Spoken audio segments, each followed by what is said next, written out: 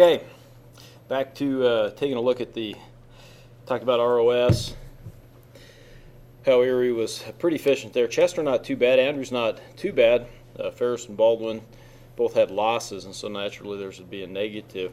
Sales is really divergent. Man, it's amazing. Digby has done a nice job of generating sales, and really they have quite a good contribution margin, and yet Erie, half the sales, a much better contribution margin. Last time Erie was far more efficient with their SG&A. If I remember right, they were at 7.9%, so they really jumped up.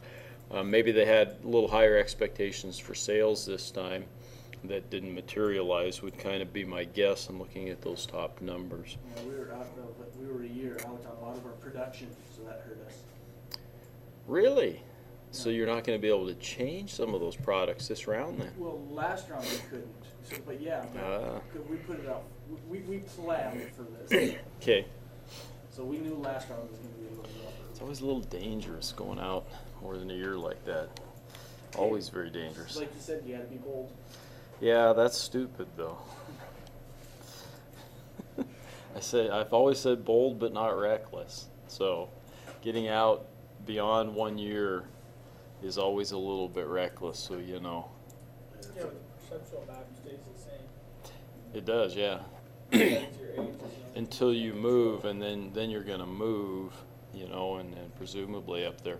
Let's put it this way: you're far better off making the incremental moves than you ever are trying to jump ahead and taking a year. Okay, you should always push it to December if you can, if that's your goal.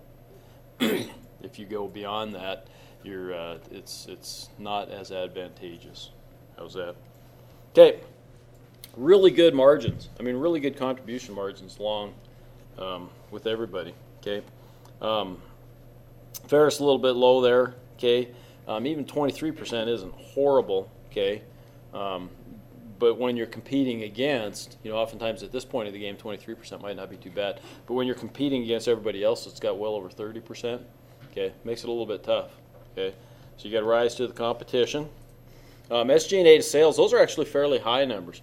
Again, when we start seeing double digits there, folks are maybe they're investing more money. Maybe we're seeing some competition in terms of the dollars spent on marketing and sales. Okay, and so that's driving that. That can have that effect. You know, if one team starts spending a decent amount of money on marketing, sales, and it starts to pay off, other teams start looking at that, saying, you know, maybe we got to match it, right? And so you can escalate. You know, and the games. You know, this game can take. Every game takes on its own persona, and each game can go in different directions. Sometimes multiple directions, okay? Profits, you know, Andrews, Chester, pretty close. Not that far behind Erie and Digby, really, between the two of them. And again, like Chester, without a ton of sales, I mean, literally right at half the sales of Digby, still coming up with $14 million in profit, not too bad. You know, if they could have knocked down, if they could have been more efficient with their SG&A to sales, you know, they're 5% more.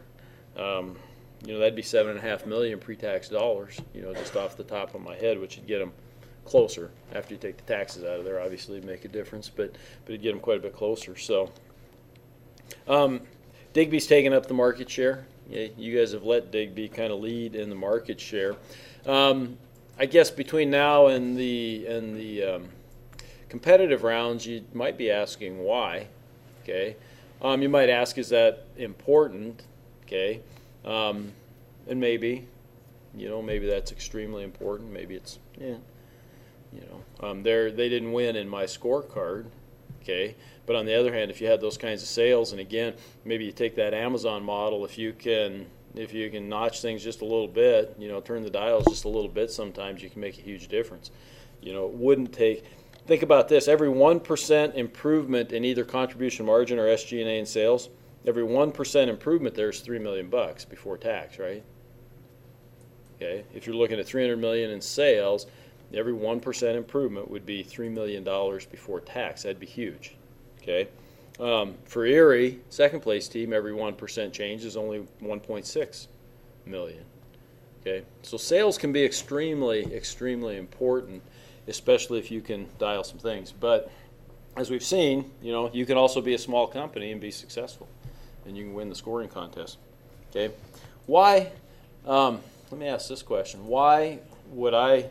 Digby made the most money. Shouldn't I, as a shareholder, want to own more Digby? Why are the reasons, according to my score sheet, why are the reasons why would I prefer to own a different team by my score sheet standards? They made the most profit. Earnings per share, sure. That's one. 987 versus 930 is pretty close, but definitely, if I started, because we all started at the same, right? 2 million shares outstanding. So if I'd have bought stock in each company, it would have been the same price to begin with, right? It would have been, if we went back to around zero, which one's making me more money right now? Here he is, earnings per share. Okay, on earnings per share. What's the other key metric then that I look at? Return on equity then too, right? Okay. I actually like return on equity a lot at this point in time because that tells me what they're earning on the money that I still have invested in there.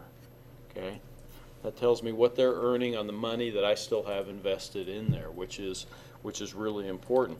And their ROE, I think, was substantially higher, a couple percent, 2.2%. That's pretty big, right? 2.2% over time. In 1 year, you might go, oh, no big deal. And that's true, but over time, 2.2% is a huge difference. Huge difference. Our stock market report. We do see a couple fumbles, but they're going to come back in the competitive rounds. I might spend a little time talking, so wear a little bit of Teflon today, but I might spend a little bit of time talking about some of the foibles that sent Baldwin and maybe Ferris backwards a little bit. So, borrowing. We see Andrews been paying off debt. Okay, Digby and Erie taking on debt. Okay, even though their leverage amounts weren't all that great, but they've been using debt. Okay, debt's not to be afraid of. Again, you take too much leverage, and yeah, you're taking on more risk. But nothing to be afraid of in terms of debt. I guess one way of asking that question, if you could borrow money at 10% and invest it at 12%, would you do that? Oh, yeah. And it's not even your money. Okay? That's how banks make money, right? Okay? Banks make money because you guys put money in as deposits and they don't pay you anything right now, right? 0.1 or something like that, and they can lend it out at 3 or 4%. Okay, that's how banks make money, right? Now, if you could do that and you were pretty sure of your return, you would do that all day long. Okay. The other thing is that if your investment, in this case, we've got growth rates, right? I mean, this thing's growing at about 10% per year or something like that, right? Okay.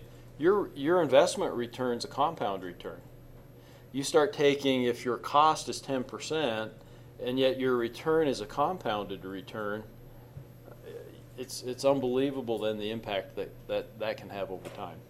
Okay, because while you may get 12% this time, next time then add another 12% to that, you should get about 14.4%, really equivalent to your original investment, right? I think that's about right.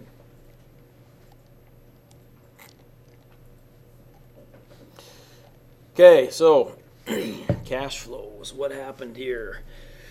We had some income, some losses, depreciation. Look at that, huge numbers for Digby. Remember, they invested, they put a lot into plant last round.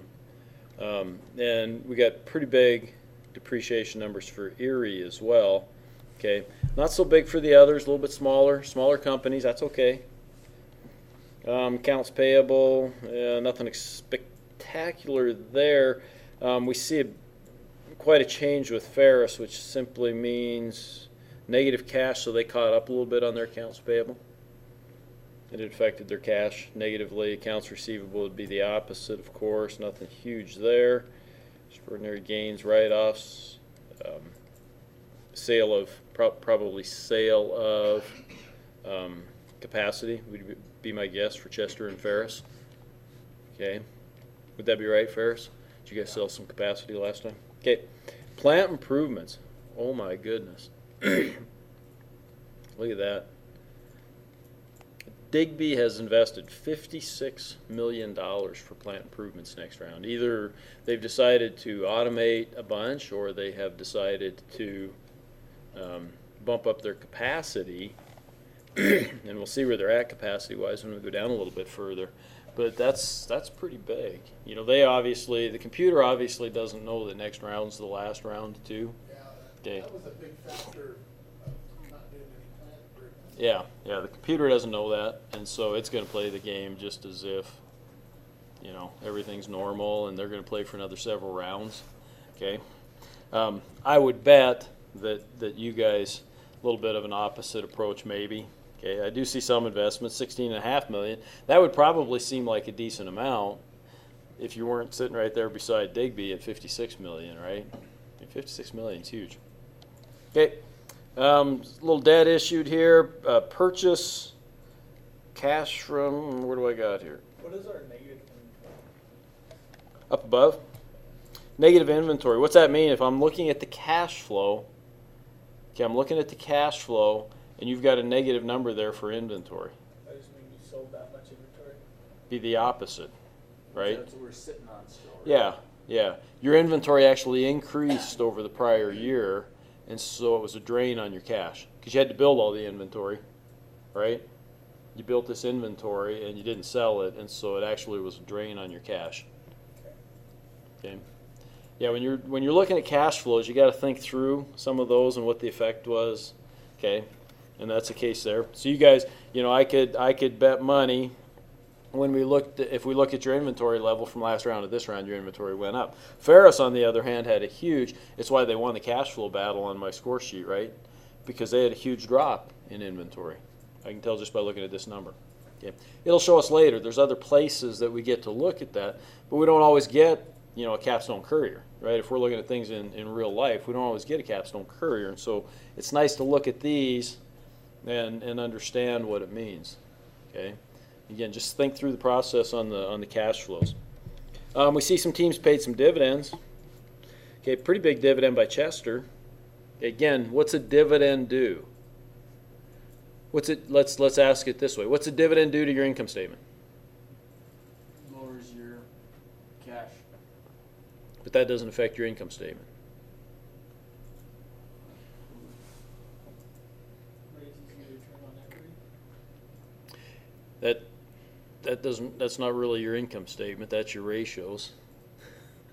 What's it do to your income statement? Nothing. Okay, really nothing. You could argue if you had to borrow some money to pay a dividend, you know, there's a little interest expense maybe. You know, we're talking margins, and they probably didn't have to borrow money for that. And then you'd have to say that the money was actually borrowed for the dividend versus some other purposes. But a dividend is not and does not show up on an income statement. Okay, you'll see it below if you've got an income statement. Then I'm sorry, because that's on the balance sheet. But you'll see it below a balance sheet. Okay, where let me ask, let's put it this way. Let's get you guys to try to answer that. What effect does a dividend payment have on a balance sheet?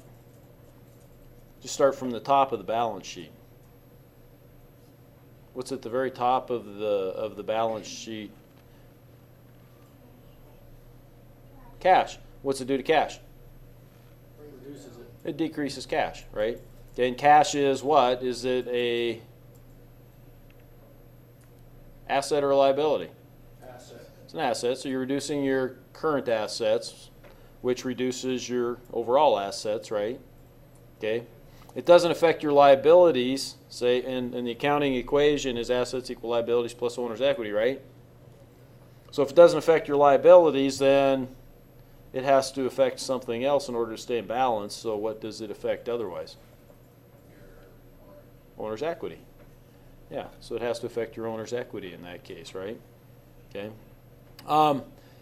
You would normally say, that you want your equity to be as much as possible, right? And you kind of do because having a lot of equity gives you security. It gives you a lot of those things, okay?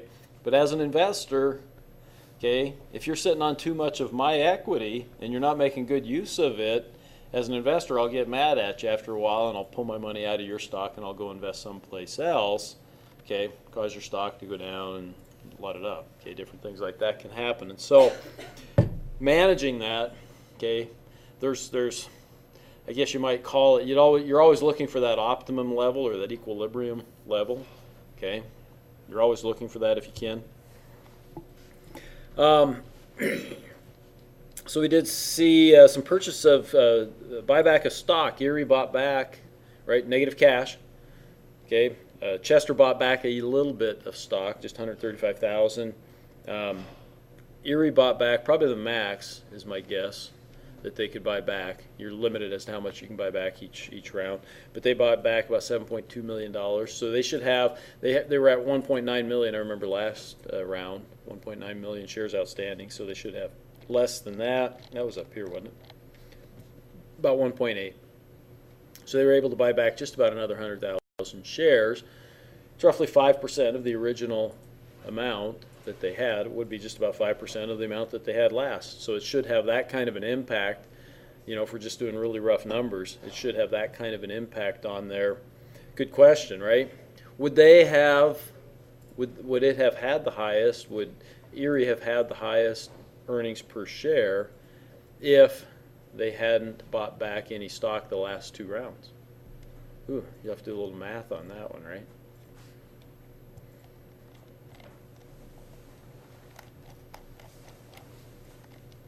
Assuming no change to Digby's, okay? And Digby didn't, I don't think, the last two rounds. They had issued some second round, I think. We had some teams paying back some debt, probably because they had to. You know, current debt you pay back every round, but then you can always take out more current debt if you want to. Okay. Emergency loan. Erie screwed up, and they did get an emergency loan. I should disqualify them maybe this round. What do you guys think? How many would be in favor of disqualifying Erie this round for having an emergency loan? That's fair. Disqualify us from doing any homework in the future. I'm okay with that. Oh, golly. That's not the point I was getting at there, Hiram. Well, we weren't real clear on exactly what, so I'm just going to go ahead and assume. Okay. The reason I don't penalize for small, emergency loans is exactly this. Okay. If I'm a banker and I got a company and they overdraw their account a little bit, but they're kicking ass, so what? I'll lend them a little money, emergency, whatever. Charge them some fees. Okay. I'll make some money off of that. That's wonderful. What a way to make money as a banker, right? To charge them a few extra fees and those types of things. Okay. As an investor too, again, they're still kind of kicking butt. I don't like that they, if this became an ongoing and a every round type of a problem, I'd probably get a little upset over time, because then they're wasting my money by not managing their cash a little bit better. But a one-time deal, no big deal. Balance sheets. Again, I really like to come down and focus on things like total assets.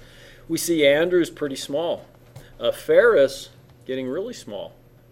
Okay. On the other hand, Digby, our computer team, is, my math's not so good there, but 3.5 times bigger than Team Ferris. Okay. What's that mean then? If I'm grading on return on equity, what's that mean? Just rough numbers. What does Digby have to earn to beat Ferris on ROE?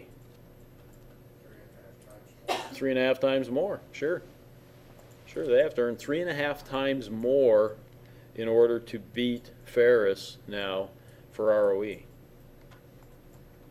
Okay, that's a big difference. Okay, Erie's got to earn about 2.5 times more. Okay, to beat Ferris. Now, might they be able to do that? Sure.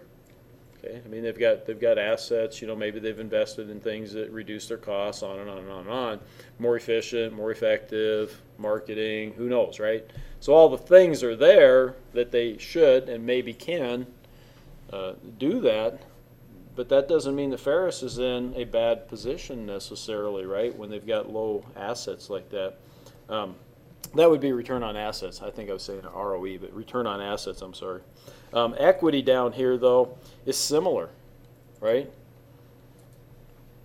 So we've got Team Baldwin that's only got 30 million, and here again, Team Digby has got 112 million, so about 3.5 times, right? So for ROE, Digby's going to have to earn 3.5 times more than Baldwin, okay, in order to win in the ROE camp. Earnings per share, yeah, a little different because you'd have to go up and look at the shares outstanding. I think they're pretty similar. So, okay, we're getting to about the time where I might ask some questions like that on an assignment. Okay, in other words, how much, I might look at round 4 and say something to the effect of how much would Team Baldwin have needed to earn to have an ROE that was similar or the same as Team Digby? Just as an example, right, of a question.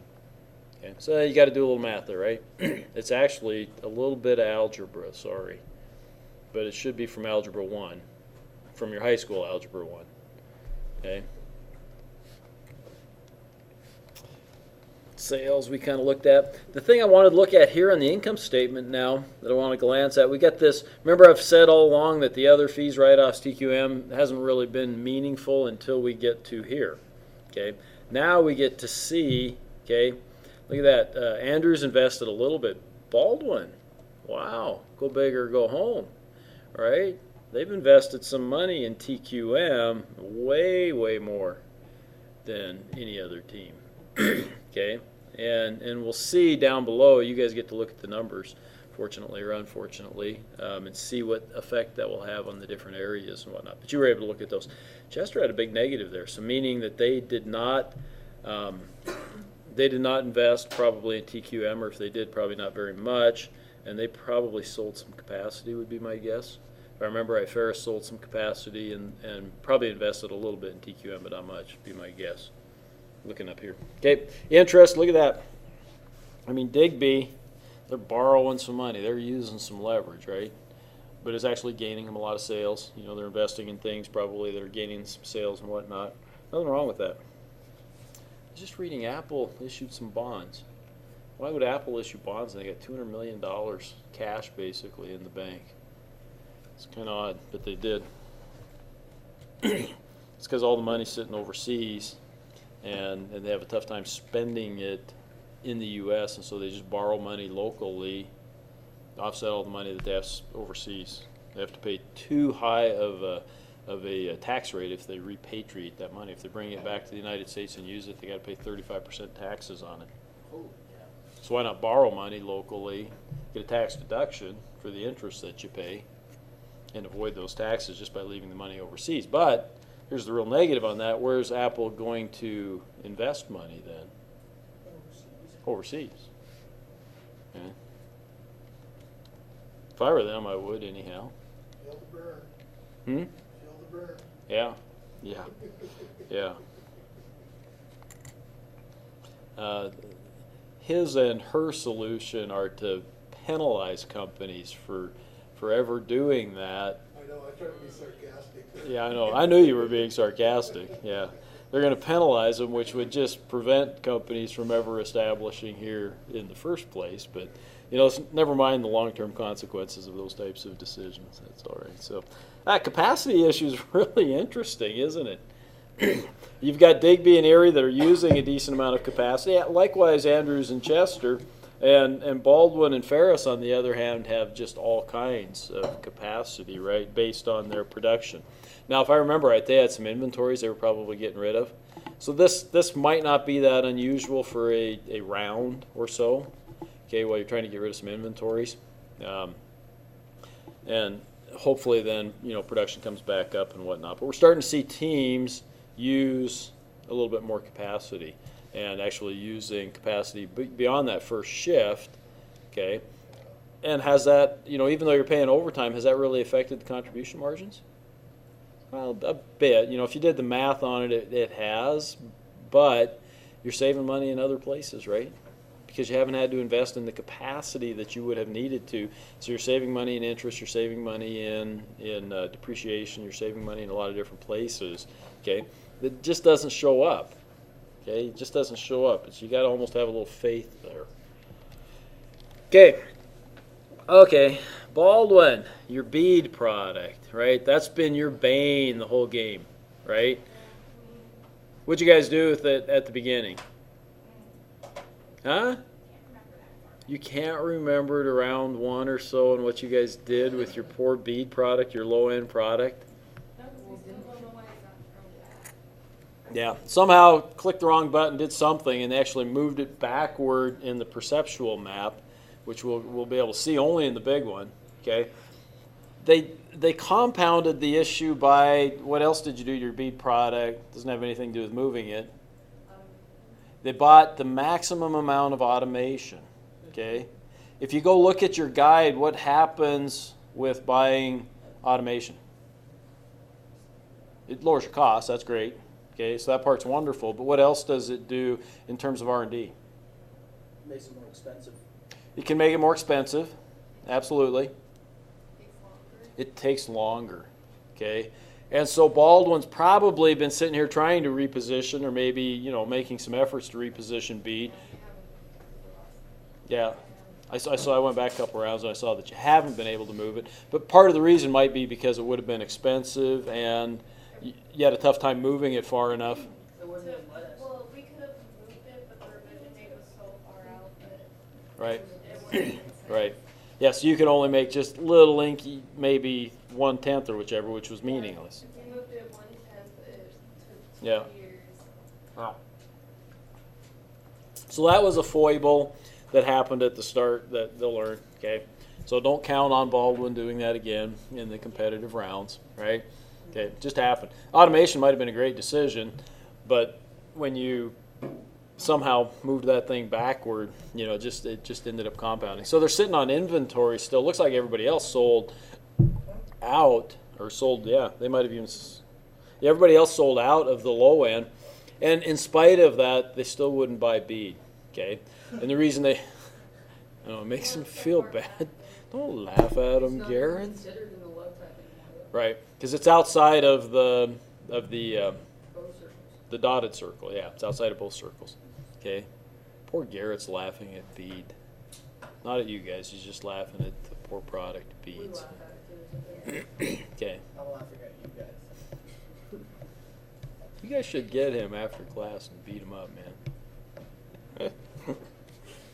Hey, now in the news, yours and is it Willie's matches? You guys were both pretty close.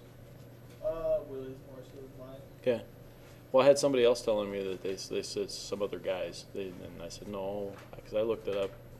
Actually, the site that had it the quickest, because I was checking Friday night as early as I could, University of Iowa, they had it posted on their site. Yeah, just boom.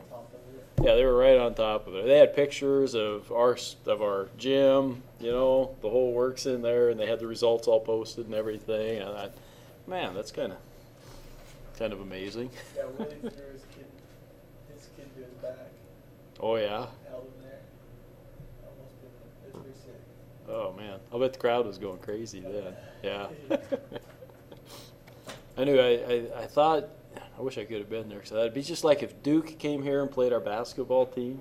Every time we threw off a point and made one, the crowd would just go crazy, right? Even if you got beat 100-30, right? Yeah. And I knew it'd be the same with the wrestling. That if we scored some points, if we had some close matches, the crowd would kind of go crazy. Sounds like the place was rocking and pretty full, so that's good. That's awesome. Yeah. Yep. Hopefully the guys don't lose any confidence going into regionals and stuff after something. We all do, pretty much. Well, it was good to see some close matches there. Like you say, yours and Willie's, it sounded like they were pretty close, so it's good. Okay, anyhow, back to, sorry, I digress a little bit, get off on some of those things. These guys got to leave this week for regionals, right? And you guys are home this weekend, so we got basketball home Thursday and Friday? Yep, Thursday and Friday this week, so, okay. Here we go. Okay, so bead is still there, right? But everybody else sold out in the low end, okay? And Baldwin just told us that they're going to have troubles moving bead. They're not going to be able to get bead back in there, okay? So that's interesting, Okay, that's interesting. You may want to, I don't know. By the way, you might be able to sell some of that bead. Okay, there is one method that you could use that maybe would happen. You might want to check your guide. Sell it for $1. Yeah, check your guide. You know, there might be a method. It'll be interesting to see if that works, because I'm not 100% sure. See what happens. You wouldn't have to go to $1 either for that method. 5. I just want to see what happens. $5. So don't listen to Hiram and go read your guide, All and $8. there might be some ways. On the other hand, you know, they still have 1,400 units of capacity.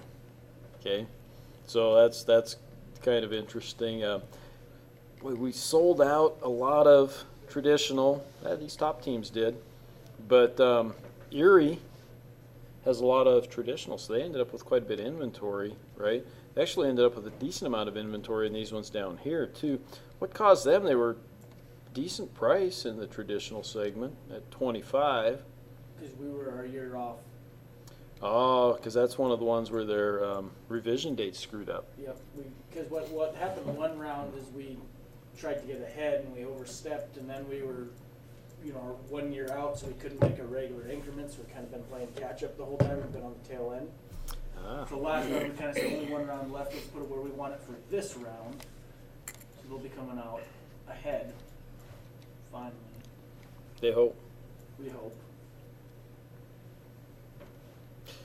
Look at the 57% in the low end in terms of contribution margin. Huge, right? I think that's the biggest of any product out there. Digby's got 49% in the low end.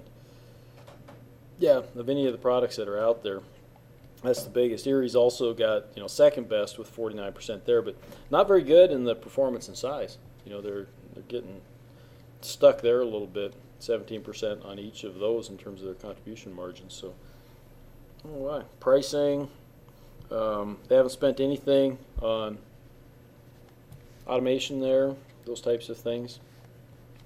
Whew. You guys actually sold some automation. That's unusual.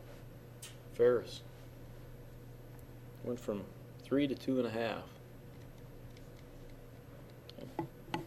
That would be unusual. Spend some time looking at this. I'm not going to go over it a ton, but I'll go over this a ton myself. Okay, especially when I'm thinking up questions and whatnot for the next assignment. I'll probably spend a decent amount of time on this. But I always like to look at this production analysis and get an idea of what's going on. I like to look at the inventories. I like to look at the capacities. I like to look at a lot of different things like that create tactical opportunities. Okay, there are possibly some tactical opportunities that would be available. Okay, I don't know that for sure because I haven't done the math yet myself, but I'd be looking into that.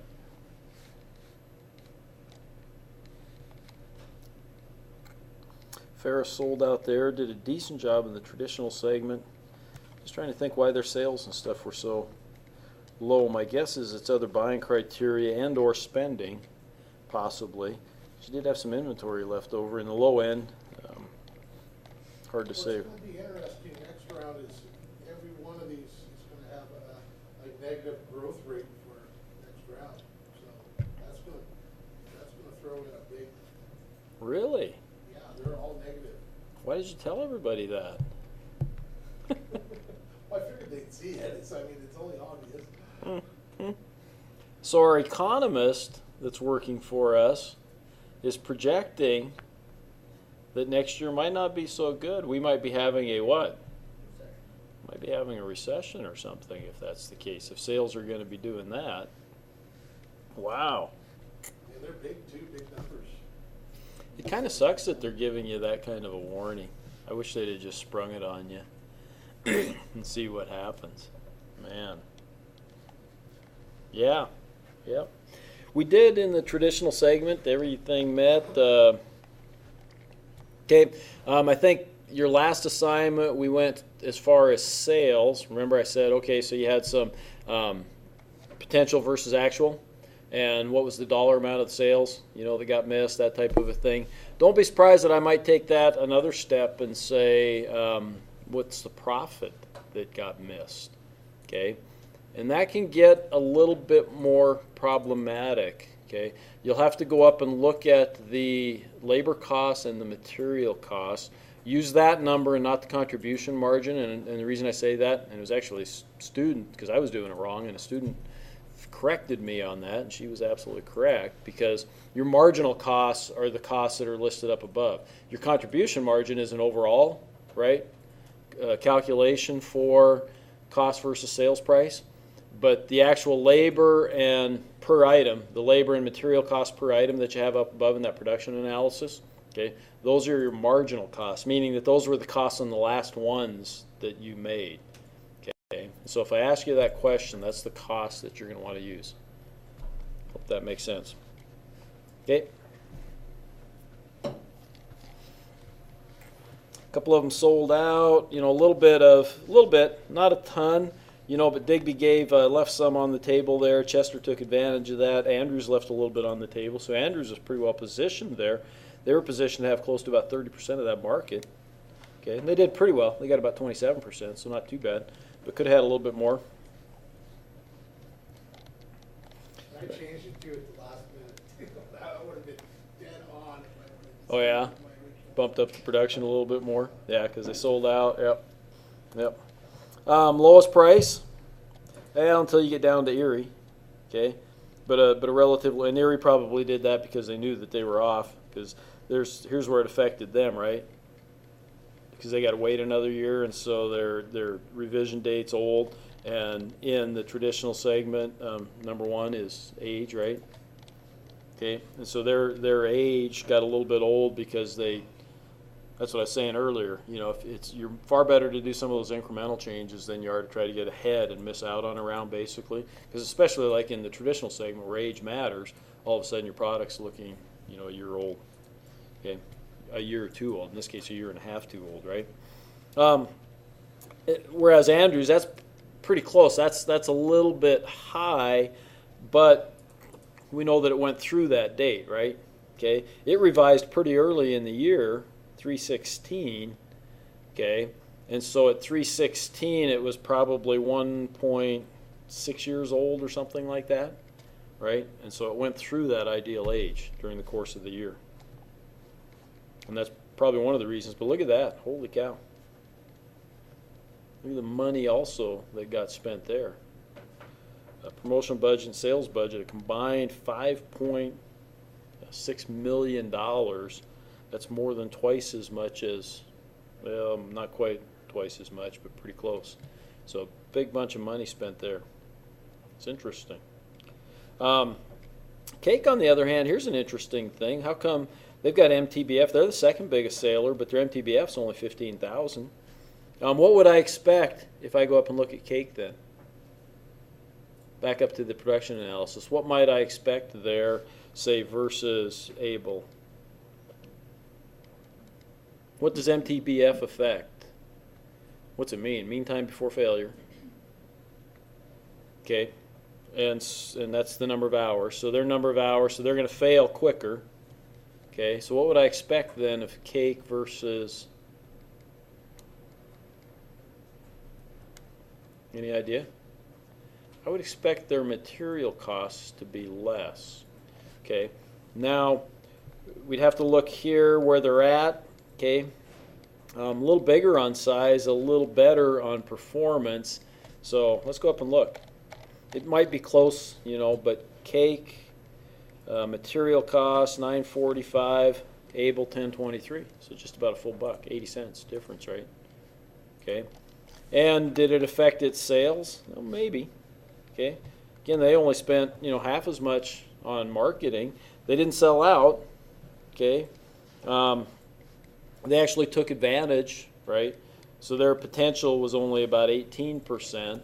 Probably MTBF might have had an effect on that, although MTBF's way down here. Nobody really cares about MTBF. Okay, so they sold pretty well. Their potential was pretty good. Okay. Digby was the next. Did Digby spend? Nope, Digby didn't spend as much there. Digby was a little bit better on the performance and size, so a little bit better position, which is sort of important. almost as important as price. Okay, and on price, that cake was reasonable. Okay, so there's some interesting dynamics going on there. Low end, okay, Baldwin we see vacated. Did we meet? Yeah, we did meet the demand, but it looks like we had to, because remember everybody sold out except Baldwin. It looks like they had to take some sales from some more traditional products, right, to sell here in the low end in order to meet the demand. Okay, because look at that, 1, 2, 3, 4, 5 teams sold out. Okay, Ebb led in sales. That was their big. That was probably their big profit. Okay, big investment in promotion, reasonably good investment in sales. Price was not the lowest. Okay, and yet they were still the best seller. Age, 8.6. That's older than what they wanted. Did that affect its sales? Not a heck of a lot. 8.6. The top two were 8.6. But remember, that's only a year and a half away. If you're 4.6 here, you're what? How far away? Almost 2.5 years away from ideal. Okay, so they're actually closer than these ones. The closest one is actually Ferris. Okay, Ferris sold out. Did Ferris? Yeah, Ferris had could have sold another 6%, 7% in the low end. They didn't make enough, right? Okay, they were pretty close, and they didn't spend anything on. Okay, so they had a decent potential there, and they didn't spend anything on marketing. I mean, virtually nothing on marketing, so that's kind of interesting. Price low, okay, for Ferris. Cedar again lowered their MTBF on that one, so again I'd expect their material cost to be a little bit low. They sold out. They had decent potential. Interesting. Okay. High end. Everybody's just about actual potential, but Digby dominating there. Okay. I find this seems to be in most games, especially in the practice rounds. You know, this is fairly consistent that student teams have a more difficult time figuring out how to keep things right up there on the front edge. You know, because you get too far ahead, and so you do those types of things. You make those types of mistakes, at least in the practice rounds. Okay, competitive rounds they tend to figure it out a little bit, but that's why Team Digby's dominating here, right? They're in the high end. They're right up here on the cutting edge. I mean, they got things going on. That's why their potential and their actual are both so high. Okay, because nobody's competing with them. And this is one of those cases when you're looking at the high ends, high performance and size. You can really look at the perceptual map. You get a damn good idea what's going on and why they're leading. Okay, you really can. Okay, that's not to say that the other things aren't important, price and those types of things. They are important. Okay, and they'll certainly be a tiebreaker. Okay, but okay, what's the most important thing here, right? It's location, right? It's where we're at. Okay, and Digby's obviously winning that battle. Okay, that battle starts right out of the chute. Okay. In terms of a horse race or a marathon, this is not. You know, a lot of times you can lag behind and draft a little bit and then hopefully catch up at the end. It doesn't work too well that way when you're in the high performance and size categories here. Okay, you got to be a little more Steve Prefontaine and get right. Have you guys ever heard of Steve Prefontaine? You guys even know who Steve Prefontaine was? Marielle's nodding her head. Really? Who's a cross country runner? Cross country and track. Both, yeah. He did both. Ran for University of Oregon. Okay, back in the days when Nike was about created, he was kind of one of the ones that wore some of their first shoes and whatnot. But he had that attitude when he went out in a race. He ran a lot of 10,000 meters or 10Ks, and he'd just get out to the front. He'd go to beat hell. Sometimes he'd win, going away because nobody could challenge him, and sometimes, in the next to the last lap, he'd just bonk. He'd literally just. But because he'd lay it all out on the line. I mean, that was his style of running, was laying everything right out on the line. So anyhow, I digress again. Get back into athletics, making some of those. But important, right? I mean, getting out there. I will say that investing in TQM at this point, though, and as we get into the competitive rounds, can allow you to do some catching up. And I'll show you some of the numbers when we get down there. Same thing, no sense beating on this. But same thing in the performance. I'll bet you it's the same thing pretty much here in the size, right? Andrews competed a little bit better in size. Okay, kind of close in terms of potential and whatnot. They might have spent a little bit of money, a lot of money in marketing and whatnot, which helped push it. But again, they're not really competing up there in terms of location. And, ideal position, most important, right? In the performance, In the performance, it's reliability. You got to be at the top part of that, but I think everybody probably is. Yeah, a couple of you dropped yours a little bit. Okay, but the MTBF is going to be the most important there. Everybody in those top segments, for the most part, high performance and size, your actual and your potential are pretty much the same. So remember, here's where we'll get our actual numbers, actual versus potential. It's nice to look at the charts up above, but here's the real numbers. Okay. Perceptual map. Okay, what's Digby's strategy? Cutting edge of everything. So they're differentiating, we know that, and probably broad differentiator, because they're traditional ones even pushing forward a little bit, trying to stay a little bit ahead of the curve. They're not terribly concerned about the low end product. Obviously they've just kind of let it drift back, hasn't affected its sales, as has Erie, right? They're 8.6 years old. Okay. Haven't had to spend any money on R&D on those, right? Because they've just kind of let it drift and get older, and who cares? Cheap, right? Sell a bunch, make some money off of it. Erie makes that's their highest, best sales and highest contribution margin, right there. Okay, and they haven't had to spend money on R&D, so big contributor there, right? Some clusters here. Chester's kind of pushing over on the performance one here, but still behind. And Digby has two products. Okay, so they're going to dominate in the performance one. They got two products that are out in front there, and on these ones, quite a bit. HR, we should be seeing some really nice savings here. It's a little bit surprising that Erie hasn't spent any money. Baldwin, Andrews saving about 9% on labor costs. Okay, this is one of those things again for Digby. They're saving 4% on their labor costs, and they're selling a lot, right? And so their labor cost is probably what, $60-70 million if we went up above. So they're saving $2.5 million. Okay, $2.5 million every year. They're going to save $2.5 million or more, right? Because if their sales go up, their production goes up. That number goes up without any more investment. Okay? Andrews will save 9%. Now, if they get their sales higher, okay, that 9% stays constant. That doesn't go down when you get more people. That 9% stays constant. So if you're producing and selling more, you're saving more and more. It's one of those compounding things, actually. That's a huge deal. TQM, as we surmised, Baldwin spent a lot of money on TQM, $13.5 million. Okay, what's the effect of that? Their material costs down 5%. So, given their size, that they've got relatively low sales and whatnot, but given their size, that's probably $1 million or so savings that they had right away. They had that this round. Same thing on the labor cost, pretty similar there. So $1 million or $2 million savings.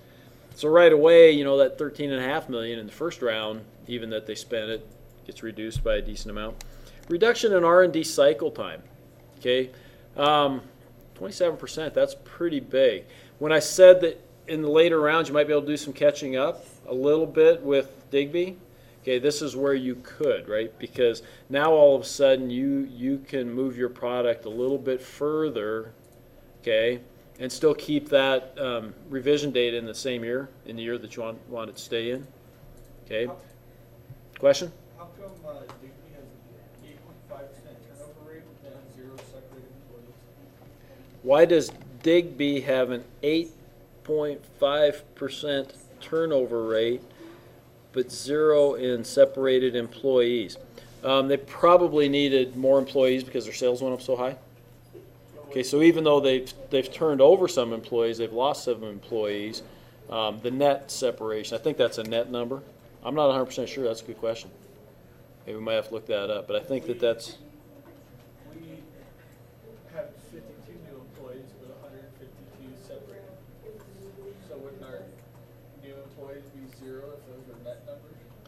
Well, you had new employees 52 and separated employees.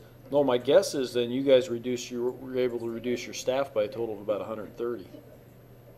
Okay, probably because you were more productive. So you might have spent some more money in automation and whatnot. Okay, probably because of some things like that. Okay, and your sales didn't go up a bunch from the prior year, if I remember right. Okay, and regardless of what your sales did, you might have had some inventory and stuff too. Did your guys' inventory go down? No, actually, your inventory went up. So, yeah, yeah. But my guess is that a net, you guys probably needed that, 130 fewer employees. And your employees, I think, get a little bit more productive as we go along. Anyhow, if I remember right. Okay. Reduction in admin costs. Your admin costs, the only place you're going to see those is on your own income statement. Okay. You can't look at other people's administration costs. Okay. But you can get a pretty good idea what their administration costs are by your own administration costs when you look at your own annual report. Okay. So, 4.66%. Your admin costs typically are not that high. Maybe $1 million or $2 million. Okay, so the savings there is modest, but it's still savings, right? The demand increase, okay, 6% could be a big number.